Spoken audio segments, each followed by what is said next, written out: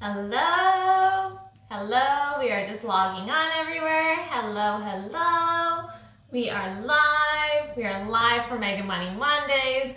I'll give it a couple seconds for some people to start joining. Got it. Okay, so yes, hi, hello ladies, hello. Okay, so every other Monday we go live for Mega Money Mondays. Right now I am still going live on Instagram, but eventually I will only be going live in the Facebook group. So if you are not in the Facebook group, get your butt over into it. It is amazing. We've grown exponentially. We started this not too long ago, but we have grown exponentially in the very short term. We're at like 1,400 members now, and there are some amazing conversations going on in there. So if you have questions that you want me to answer or that you want to put out to the group, like I know there were some ladies from Australia in there, and everyone was kind of getting together and talking about investments in Australia, and I just think it's amazing, the little community that we are building. So that is so great. So again, if you have not gotten yourself into the Facebook group, it is called Master Your Money and Build a Bank Account That Never Stops Growing. So go get your butt in there so that we can start teaching you how to master your friggin' money. Let's go. Okay, so what I do bi-weekly is go through the questions that the team has pulled for me to let me know, who has been commenting in the Facebook group, who's been sending DMs, of which I need you to post them in the Facebook group if you want them answered on the live. And they've put them all together for me, so I'm going to go through those here. But as I'm going through, if you guys have any questions as you are joining, just put a little comment in and I will be sure to get to your question while we are there as well. Okay, let's get started. My first question here. So my husband and I made some financial decisions, and at the end of November, we're going to have $50,000. Yay! Congratulations, babe. That's amazing. And he says we're just going to put it into a regular savings account to be safe. But what do you recommend to do with this large amount of cash? We obviously don't want to risk losing it. So I had written back to this babe and said to her, okay, when do you need the money? What's your tolerance to risk? Obviously very low, kind of by what I'm seeing here. And what is your goal for this money? Because the thing is, when we're looking at, what are we going to do with our money? I think the biggest mistake that people say is, I just want to have a lot of money. I want to have a ton of Benjamins in the bank. I want 1,000,000 Benjamins in the bank. Like that's a great goal, but it's not a real goal. Your goal needs to be more specific than that. What do you want that money for? Do you want to buy a house? Are you saving to have kids? Are you saving for an early retirement? Like, we need to know what that money is for, because what you're investing in is going to be fully dependent on what your goal is, what your tolerance to risk is, your investor profile, and your timeline for that goal. So I had written back to her. She said it's kind of a savings for a business startup, and we will most likely need it next fall. Also, my husband just said that the interest rates were in the shitter for investment savings accounts, and I honestly didn't confirm, but I don't love the financial stuff. Girl, you don't need to love the financial stuff to be all about it, right? We want our money making money, and that is amazing, and that is why you're here. Okay, so let's talk about this. They're going to have a large sum of money at the end of November. They want to know what to do with it. They think they should just put it in a regular savings account to be safe. First and foremost, at the very, very least, if you have a large sum of money like that and you're like, I don't want to lose even a cent, I don't want to lose $1, that's not for me, then at the very least, I want you to get that money into a high yield savings account, okay? And it's not going to be huge. In the States right now, I know a lot of the high yield savings account, the interest rates have gone down, okay? But something is better than nothing, all right? In Canada right now, I have my money, my emergency fund in EQ Bank, so I have 6 to 12 months of living expenses, bare bones expenses in my EQ high savings account, and I'm earning, I think, 1.5% interest. It was previously closer to 2%, but because of COVID and everything that's going on, they just reduced it. So at the very least, you'd want to have your money in there so it is at least trying to keep up with inflation a little bit, because remember, every year your money is losing money. If your money is not making money for you, it is losing value, because the cost of goods, the cost of everything that we buy goes up every year by somewhere around 2%. Maybe it's going to be 3% next year because of COVID. So that means if you didn't earn 2 to 3% on your money that year, you actually lost value. So you think you're doing a great job by saving, and you are, but we need to make sure that that money is in an account or in investments or somewhere growing for us so that we're not losing the value of it, right? Because if we go on like that, we're just going to be able to buy less and less things with our money, and that's not what we want. That's not what we're saving for, right? Okay, so when she's saying that she needs it next fall, she's saving it for a business startup. Yeah, you know what? You don't really want it. So let me go back a little bit. When you're looking at investing, you want to have at least a 4 to 5 year timeline for when you need that money. You're not investing, putting your money into the markets, putting your money into stocks and hoping to get it out in a couple months, hoping to get it out in a year. You definitely can. There are other people that do that. That's not something that I would personally do because it is very, very, very risky. If you look at what happens with the market and how quickly and how drastically prices can change either upwards or downwards, you want to make sure that you have a longer timeline before you need that money, because the reason why people lose money when the markets go down is not because you just lose money when the market goes down. It's because the market goes down and then they sell.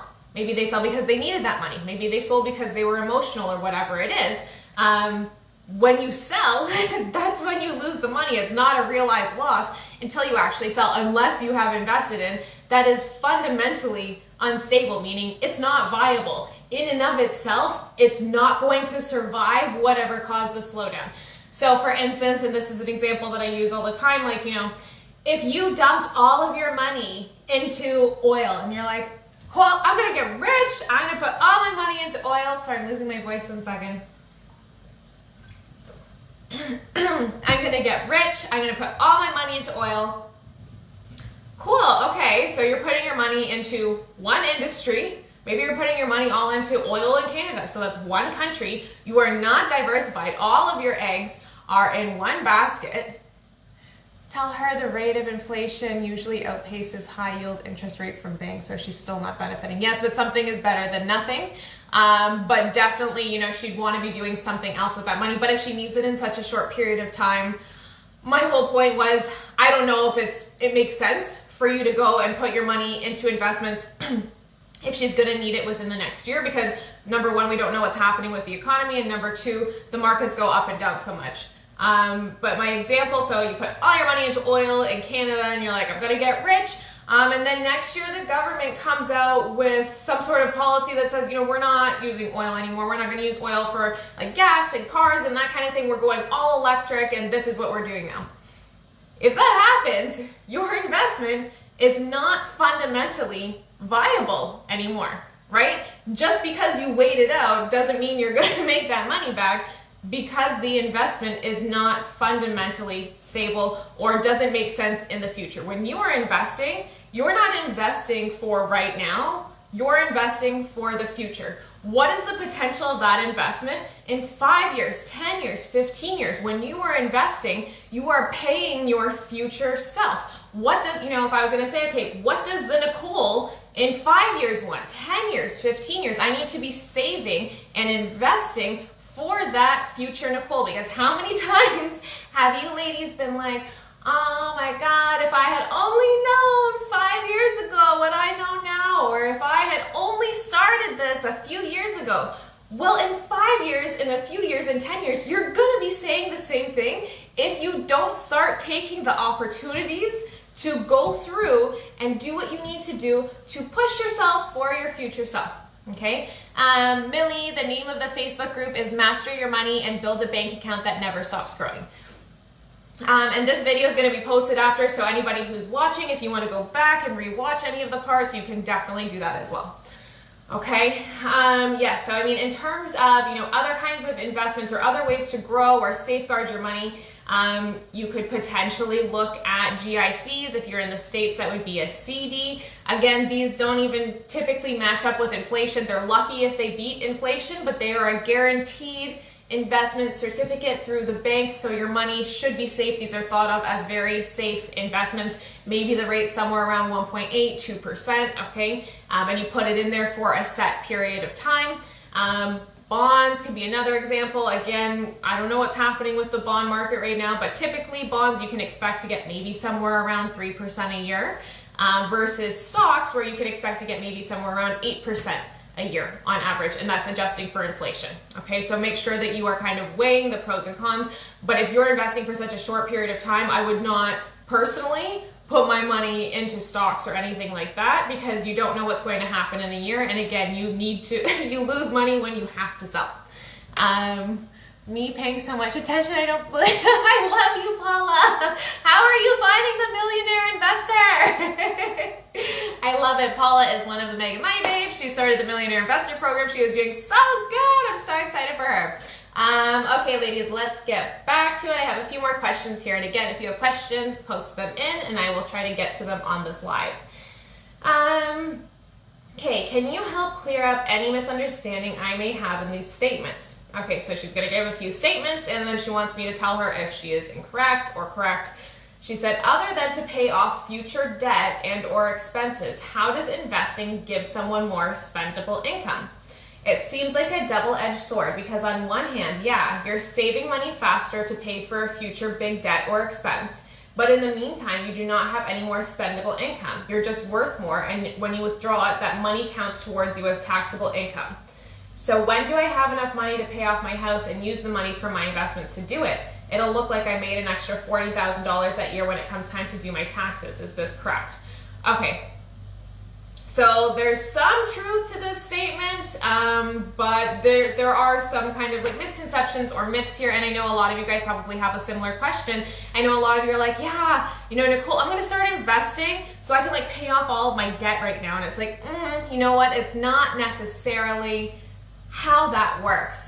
Justin, adjusted for inflation, that's 8% plus covering inflation. Yes, it is.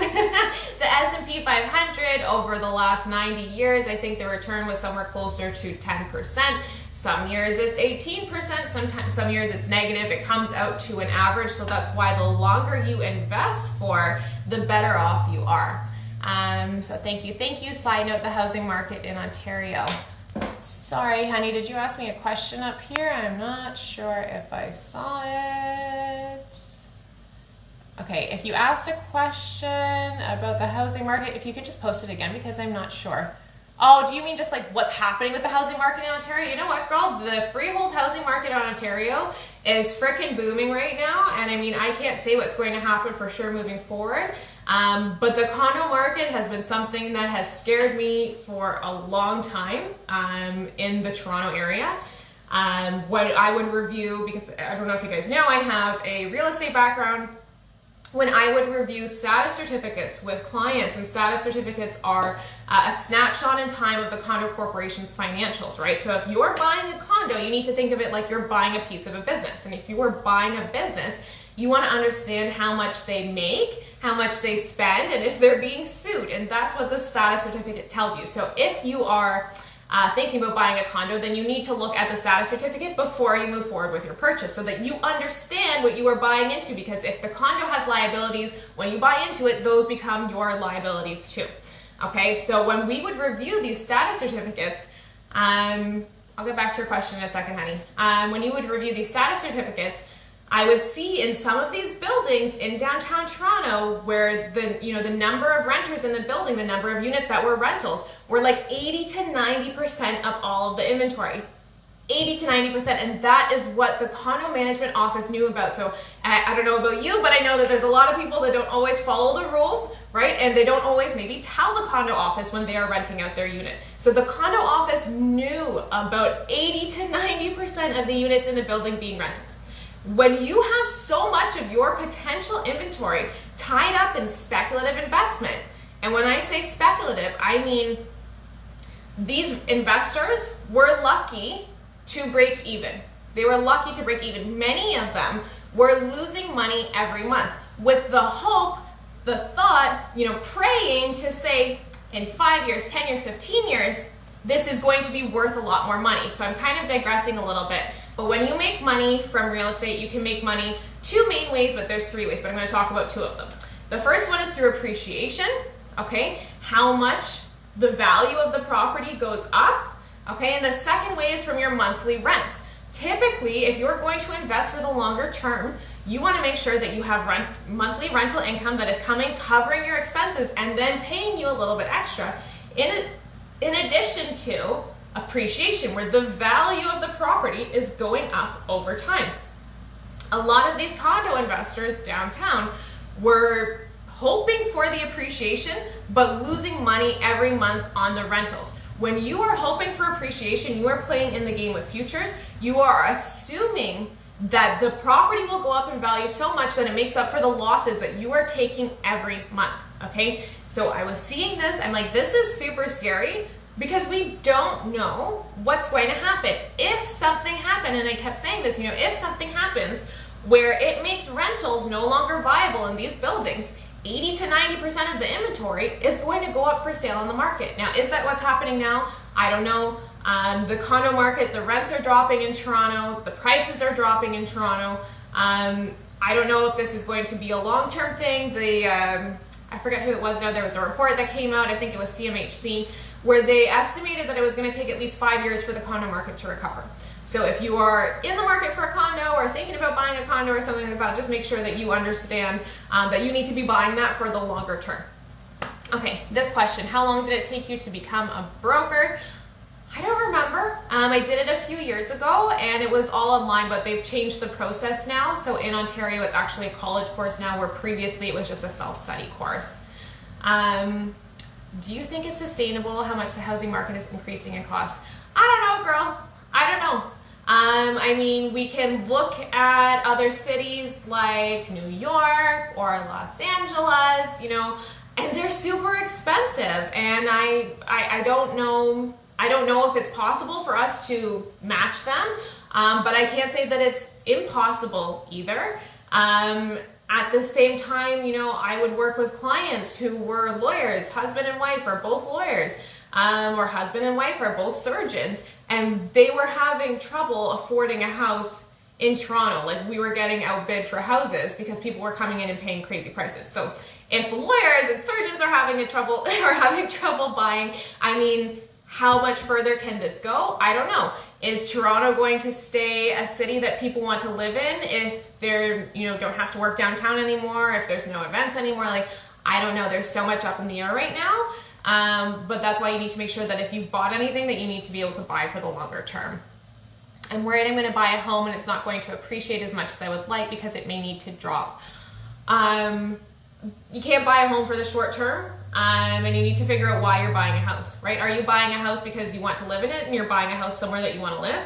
Or are you buying a house as an investment? Because those are two completely different things. And if you're buying a house as an investment, yeah, you don't want to buy somewhere where you're not, sure about the appreciation, and you need to do some more research into the housing types and the areas and that kind of a thing to give you more indication as to, what a good area might be. But overall, you need to figure out exactly what your goal for that is first so that you can build a plan around that. I have an ebook called The Smart Money Home Buying Method. It is the exact strategy and method that I used to buy my first home and build massive wealth. So we bought our first condo townhouse a few years ago now. We flipped it in 2 years and we made a $150,000 profit for basically doing nothing other than just living in the house. And because we were able to buy it strategically, using different methods and that kind of thing. So I talk about all of that in the book. I talk about, how to kind of go through the buying process, what to look out for, renovations, buy, renovate, rehab, refinance, all of that kind of stuff. How to live for free with house hacking. Everything is in this book. It's incredible. You can download it on my website right now. I think it's $29. So much value for such a good price. Okay, sorry, I kind of got off track here. I was talking about this person's question. They were talking about investing and spendable income. So again, when we're investing, we're not investing for today. We are investing for the future, right? So you're not investing to, again, I'm not investing to pay off debts and that kind of thing right now. I'm investing for the future. So you need at least a 4 to 5 year timeline before you need that money. If you want to start putting your money into the markets, that is what I would personally do. In terms of, having that money count as income, when you withdraw, yes, you're going to have to pay capital gains tax or income tax depending on your country or depending on the tax laws where you are, or depending on the accounts that you have your money invested in. So that is why it is super important for you to always make sure that you are going through and reducing your tax liability by putting your money into tax efficient accounts when and where possible. We go through all of this in the course, The Millionaire Investor, talking about different accounts, that kind of thing. But first and foremost, you want to be putting your money into accounts where you're either not going to have to pay money on the growth of your money, or you're going to get a tax refund on your contributions. Like, there are a bunch of different accounts depending on your country that you can kind of look at. So in Canada, an example would be an RRSP or a TFSA. In the States, you know, an IRA, Roth IRA, they're going to give you different tax advantages based on the account. So those are definitely things that I would look into. Gonna get that book. Yes, you are, girl. Yeah, let me know how you love it. Okay. How much money should I be investing? My goal is to be able to save $50,000 to pay off my student loans and put a down payment on a house. My goal is 3 years, but I'm not sure how much I should put into my account. So I actually went through, and I just wanted to kind of show you guys this. Okay. You can't see my screen, but basically what I did is I wanted to figure out, okay, if she was going to need to save $50,000 in 3 years through investing, how much would she need to contribute? Okay. The thing is, and it's very important to remember this, and kind of what I was talking about before, is that when you are investing, you're taking advantage of the power of compound interest, okay? But compound interest doesn't really work in 1 year, 2 years, 3 years. Where compound interest really works is over time, right? So I think it says if you put $100,000 into an account invested by 30, you could never contribute another dollar to your retirement account and retire a millionaire at age 65. Why? Because of the power of compound interest. Because the longer you have your money in there, the more it grows, the more your money works for you. Because when you have compound interest, you have your money, then you get some interest, okay? But when you get more interest now, it's interest on the whole thing. So it is compounding and growing and growing and growing, okay? So super important to remember that. So that's why when I go through this example with you right now, you're gonna be like, that's not what I was expecting. Okay, so she wants to save $50,000 in 3 years. If we have an 8% interest rate, okay, which again is adjusted for inflation, that she could get if she was, say, putting her money into stocks, ETFs, index funds, that kind of thing, and she would have to contribute, in 3 years, she would have to contribute $1,250 per month. Okay, this would mean that she would have contributed about $45,000 of her own money in 3 years, and she would have earned about $5,400 in interest. Okay, that's not really what we want to see. I mean, yeah, you made $5,400 for nothing, that's amazing, but you still had to put in like $45,000 of your own money. When we're looking at the short term, that's not where you're going to see the biggest gain with compound interest. So it's always going to be for the longer term. Mac, I have a TFSA and was going to get an RSP, but was told my taxes aren't high enough to get one, or I would have to pay a lot for it. So no, anybody can get an RRSP, I think over 18. Your RRSP is different from your TFSA. So your TFSA is you contribute money, your after-tax dollars, into your TFSA, meaning you get paid $50,000 a year, you pay taxes on that money, and whatever's left over, you can have some of that money and put it into your TFSA, okay? And then it can grow. And the growth on that is tax-free. You can take out all of that money and never pay income tax on it, okay? The RRSP is different. The RRSP is you use before tax dollars to contribute, meaning I make $50,000 a year, then I contribute to my RRSP, and then I get taxed on the remainder. So say you make $50,000, you contribute $10,000 to your RRSP, you get taxed on $40,000 instead of $50,000. Because you're getting taxed less, okay, you're getting that tax credit from your RRSP. When the way that this account works is when you withdraw the money, you are paying income tax. The RRSP can work very well if you're in a higher income tax bracket now and expect to be in a lower income tax bracket when you retire. So most people will, you know, if they say, experts say you need 70 to 80% of your pre-retirement income in retirement, that means you're going to have less money in retirement coming to you than you would today. So the theory is you would pay more in income tax today on that money than you would in the future. So that's why someone would use an RSP. So if you think that your income taxes are high right now, or you're in a higher tax bracket right now, an RSP can be a great tax strategy to help reduce some of your tax liability. For the person who wanted to invest for payment to loan, would it make more sense to pay the student loan as fast as possible so you can get rid of some of the interest? So Yes and no. Personal finance is personal. The rule is you want to put your money where it's working the hardest for you. So you want to look at, okay, so imagine you make $50,000 a year. You have 50,000 little workers. You want to put those little workers to work, right? You want them to make you money. So you're going to put them where they're going to make you the most money. If you had, say, high interest debt, like a credit card at 19.99%, and then you were thinking about investing where you could earn an average of 8%, it makes sense 100% to put your money on the high interest debt first, because you are never going to get 19% returns consistently on your money in the market. That said, when you have a debt, maybe your student loan debt, I don't know, is 4% interest and you can get 8% interest in the market, it could make more sense numbers wise to put that money into the market instead. However, when you have interest rates that are very close to each other, or you would feel more comfortable paying off the debt, then that's definitely something that you can do as well. When you paid off $40,000 in student loans, were investments at all a part of that, or just paying directly? That was just paying directly. Like, I did not make investments to then pay off my student loans. That was just me saving and putting as much money towards them as possible. But I did choose to pay off my student loans after I bought my first property, and that was a consideration as well. Some other things we thought about, we only put 5% down on our first property. We bought a property that was much less expensive than what we were actually pre-approved for.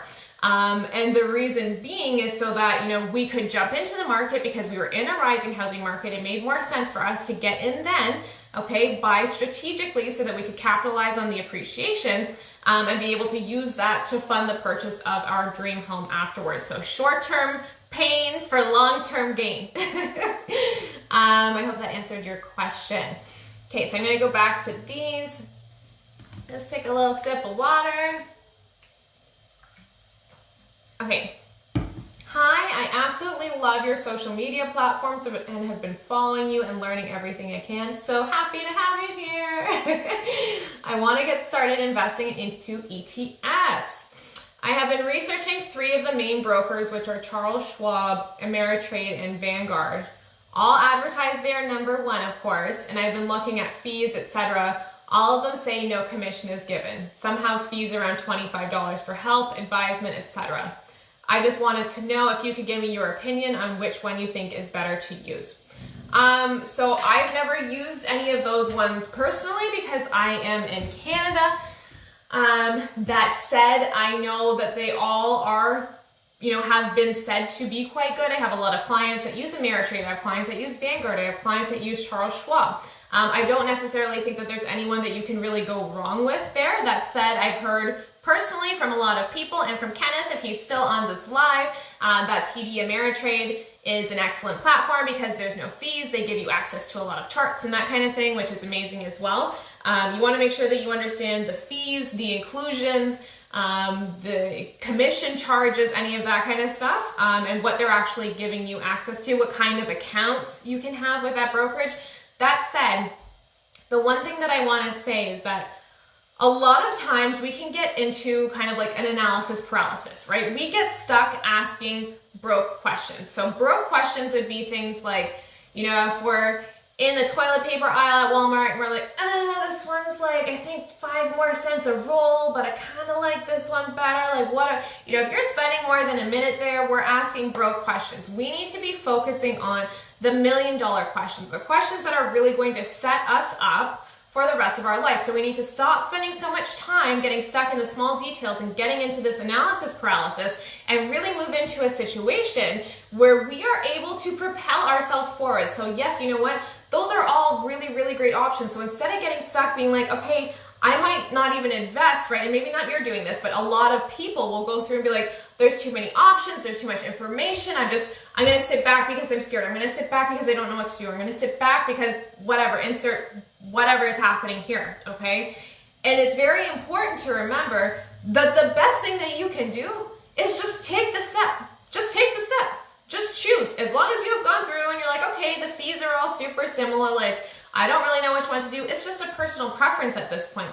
And I think a lot of people will do that with investments too. They'll have 2 investments that are basically the same thing. Say they're looking at an ETF and there's 2 ETFs and each one is tracking the S&P 500 and they're like, oh my God, I don't know which one to get. It's like, we're asking bro questions. Pick one. They're basically the same thing, right? Pick one. The $1 million question is, when do I start investing? The $1 million question is, how much money do I start investing? The $1 million question is, how much money do I need for retirement and how do I get that started today? As opposed to the broke question of, okay, I'm not sure what to do, so I'm not going to do it, right? So make sure that you are looking at that and don't get stuck in analysis paralysis, asking broke questions, and focus on the $1 million questions. Get out there, GSD mode, get shit done, okay? Take messy action and go out there and learn what you need to learn so that you feel comfortable moving forward. Because another thing is, when we get stuck asking these broke questions or we get stuck in analysis paralysis, it can sometimes be because we don't have all the information that we need to feel comfortable. So if you're moving forward with something where you don't have all the information and you don't feel comfortable, like, you need to take a step back, because the more you know you don't know. Okay, the smartest people know that they don't know everything, right? So if you know that you don't know everything and you're in a situation where you're like, hey, I'm in analysis paralysis, I'm asking bro questions, I'm feeling really stuck, I don't know what to do, go read a book, get a mentor, take a course, do something so that it can help you, give you the information that you need so that you can take that next step forward, so that you can propel yourself to getting what you really want in life. Because the thing is, there are 3 steps to changing our lives, okay? The first step is acknowledging that there's a problem. And about 90% of people will never acknowledge that there is a problem. They will go through life hoping, wishing, praying for a change, but never acknowledging that there's a problem that they can take control of. Okay, the next step from there is going out and seeking the knowledge that you need to change that problem. And again, about 90% of people fall off here. Most people won't admit they have a problem, and if they do, they won't go seek the knowledge to actually change their situation.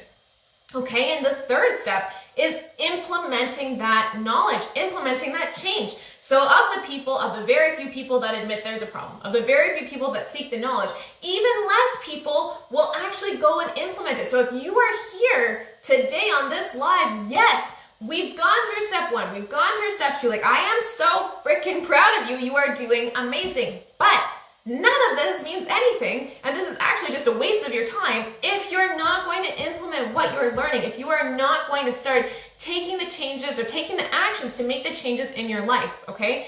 Because you have the ability to change your life. Like, we are born 1,000 men, and by choice and opportunity, we die as one. We have so many different selves living within ourselves, and we get to choose. Like, we forget, you have the opportunity to choose who you're going to be. We wake up every day with the opportunity to choose, and we wake up every day thinking that today is a different day, but today is the same damn day until you get up and do something about it. So commit to yourself, don't commit to me, commit to yourself to get up today and make this change in your life, and you will be astounded at how lucky you start to get when you start putting in the work, when you start implementing everything that you've learned, okay? I went on a little rant. I am so passionate about that. Let's get into the last remaining questions here. Okay, hi, I'm 21 years old and I have $0 in debt. Good job, babe. I have already invested a small amount of $1,000. Yay! For the long term. Okay, however, I was wondering how much money I should save as a safety net. Then how much should I invest? I know my money doesn't do anything for me by sitting in the bank, so I wanted to invest more, but I'm not sure what the best strategy or balance is. So essentially, you want to make sure, like, I love that you are investing. That is amazing. I love that you have no debt right now. Good for you. You are on the right track. In terms of how much money should you have in cash versus how much money should you have in investments, it really depends on, again, what your goals are. But number one, making sure that you understand. My husband's on here and he's sending me little heart eyes. He always throws me off. Okay, so you want to make sure that you have at least, 6 months of expenses in an emergency fund, in a high yield savings account so it's not losing value, okay, in cash. Because if you get into a situation where you need that money, you don't want to have to sell your investments for it, because again, when you have to sell your investments is when you could potentially lose money. So what you want to do is start off with a baby emergency fund, of about $1,000, okay? And then start working yourself up to 6 months of bare bones expenses so that you have that safety net, okay? And you wanna do 6 to 12 months, because if this coronavirus has taught us anything, you wanna make sure you have a little more money available to you, because the world is a freaking weird place and we don't know what's gonna happen, okay? Do you get taxed on the high yield savings account on the interest that you make? Yes. You should get taxes, income tax on it, but I would imagine it's minimal, because you're not having a ton of money in there, and this account is not really to make money, it's just to ensure that the value of your money is not really decreasing. Okay. I'm a student in Canada working minimum wage. I have personal debt and school debt. I was wondering if it's advised to invest. I currently only save money. Everything else goes to everyday life and paying down my personal debt. Again, guys, like I was saying before, you want to look at the interest rate on what you're paying. If you have high interest debt, that needs to go first and foremost all the time. Pay off your high interest debt first. You are not going to get 19%, 25% returns in the market. That is an automatic 19% or 25% return on your money just by paying off your debt, okay? And that's not accounting for the fact that if you paid the minimum payment, like I think the numbers were, if you had a $12,000 credit card, like the average American has $12,000 in credit card debt. If you paid the minimum payment on that credit card, it would take you 58 years to pay off, okay? And you'd end up paying like $35,000 in interest. So the minimum payment is the bank's way to keep you up with your contract, okay? Keep you obliged to your contract. I can't think of the word for it right now, but you guys know what I mean. To keep you in with your contract, but also make you the best customer, because you're making them rich. By paying the minimum payment, you are making the banks rich. You are putting so much money in their pockets, okay? The minimum payment is not actually what you have to pay as the minimum. It's just what you have to pay to keep your contract in good standing. Okay. Last question here. I'm 55. I have $17,000 in credit card debt at 3%. That's a great interest rate on credit card debt. $60,000 in student loans, which I took out at $50,000 20 years ago.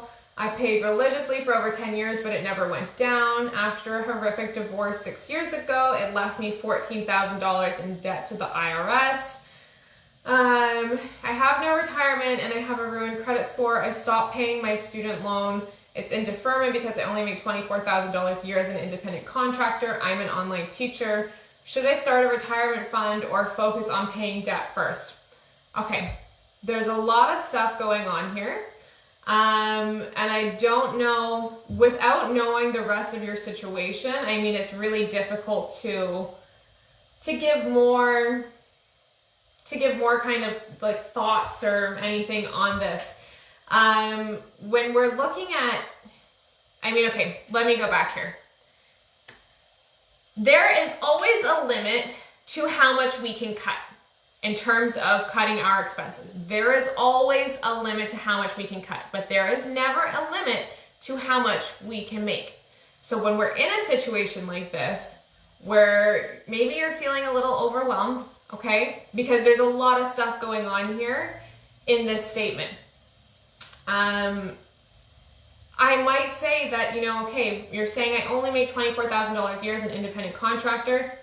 What can we do to increase this amount? Can we raise our rates? Can we negotiate a raise? Can we start a side hustle? Can we, there are other things that we can do. We want to start bringing in more money because, again, there's a limit to how much we can cut. When we are, closer to retirement like this, it's also going to be more difficult for us to put that money and really have it start growing in a retirement account with stocks, because again, as you get closer to retirement, you're going to want to start putting your money into less and less and less risky investments. So I would say my biggest advice right now is to look at how do we increase what we're making? How do we increase what we're making? Because there's always going to be a limit to how much we can cut, how much we can negotiate, but how can we start to get this down? We need to look at this and work backwards. Okay, we have to pay for all of these things. This is how much money we have. We can't do magic, right? And I think that that's something that is very difficult for a lot of people too, is I know some of you guys will come to me and you're like, hey, Nicole, I love you. I'm a student. I'm not making any money, but I have all these expenses. What do I do? I wish I had some magic pill for you. Like, I wish I had some magic potion, whatever.